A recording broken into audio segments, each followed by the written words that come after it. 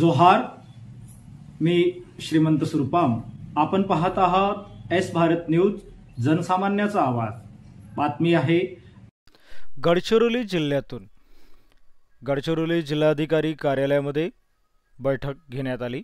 अपघात रोखण्यासाठी अभ्यासपूर्ण उपाययोजना राबवा, परिवहन आयुक्त विवेक भीमनवार यांचे निर्देश। गडचिरोली जिल्ह्यातील रस्ते अपघातावर नियंत्रण आणण्यासाठी अभ्यासपूर्ण आणि तातडीच्या उपाययोजना राबवण्याचे स्पष्ट निर्देश परिवहन आयुक्त विवेक भीमनवार यांनी दिले आहे।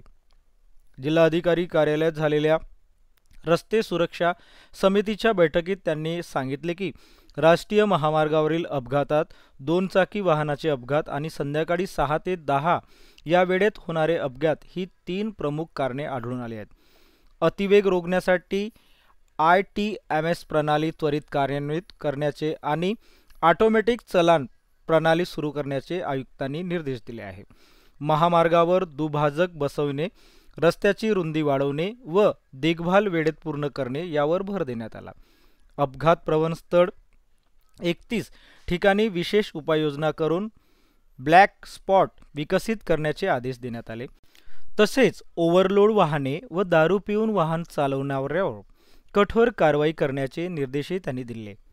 अपघातानंतरचे मृत्यू टाळण्यासाठी गोल्डन अवर ट्रीटमेंट महत्त्वाची आहे असे सांगत त्यांनी आरोग्य विभागाला त्वरित प्रतिसाद देण्याचे निर्देश दिले आहे। 108 रुग्णवाहिका वाढवण्यासाठी प्रस्ताव करण्याचेही आदेश दिले आहे।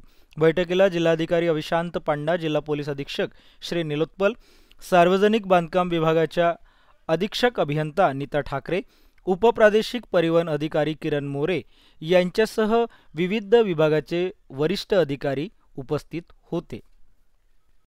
अशाच नवनवीन घडामोडी पाहण्यासाठी आजच आमच्या एस भारत यूट्यूब न्यूज चॅनलला लाईक करा, शेअर करा आणि सबस्क्राईब करा। जोहार।